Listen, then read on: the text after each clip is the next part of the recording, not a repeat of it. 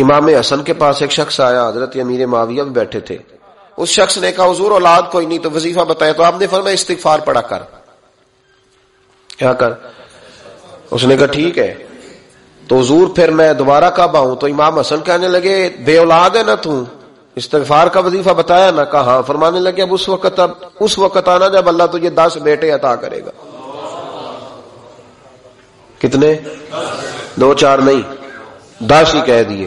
تو حضرت امیر معاویہ رضی اللہ تعالیٰ دیکھا، کہنے لگے حسن اتنا بڑا دعویٰ. آپ فرمانے لگے میں نے کہہ دیا نا تو اللہ فضل کرے گا. ہاں ہاں اللہ خیر کرے گا، خیر ہو جائے گی. وہ شخص کئی سالوں کے بعد آیا، کئی سالوں کے بعد. تو حضرت امیر معاویہ کو بھی ساتھ لایا. کہنے لگا حضور اللہ کے فضل سے اللہ نے 10 بیٹے عطا فرمائے، پورے 10 ہی اللہ نے دیے.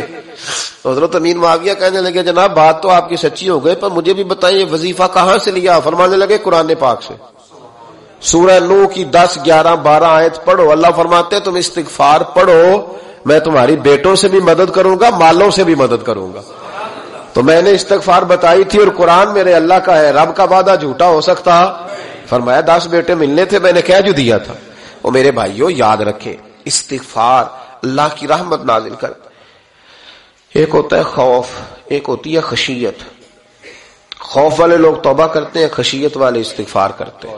ایک ہوتا ہے خوف، ایک ہوتی ہے خشیت والے استغفار کرتے ہیں. نبی کریم علیہ السلام نے فرمایا میں دن میں 100 مرتبہ استغفار کرتا ہوں. دن میں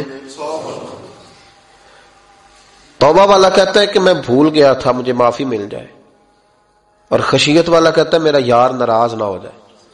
وہ استغفار ہی کرتا رہتا ہے، وہ معافی حضرت رومی نے مثال دی ہے. فرماتے ایک عورت تھی تو بھیک مانگا کرتی تھی. ایک دن بادشاہ کے دروازے پہ بھیک مانگنے گئی تو بادشاہ کو پسند آ گئی، اس نے نکاح کر لیا. 20 کنیزائیں اس بی بی کے پاس تھی خدمت کرنے کے لیے، روٹی دینے کے لیے، کپڑا دینے کے لیے، لیکن وہ ہر وقت روتی رہتی تھی، ہر وقت روتی. ایک سمجھدار کنیز کہنے لگی کہ ملکہ اب تیرا درجہ بہت بڑا ہے، تو ہر وقت روتی رہتی ہے، معافیاں ہی مانگتی رہتی ہے ہر وقت، کون سی ایسی نعمت ہے جو تیرے پاس نہیں؟ تو وہ کہنے لگی اس لیے تو روتی ہوں. کیا مانا؟ کہنے لگی اس لیے روتی ہوں کہ میں اس قابل نہیں تھی جو مجھے مل گیا، کہیں میرے سر کا سائیں ناراض نہ ہو جائے، وہ کہیں بگڑ نہ جائے. مجھے پتا ہے کہ میں کیا تھی اور مجھے کہاں تک پہنچا دیا. میں روتی اس لیے ہوں کہ کبھی کہیں وہ ناراض.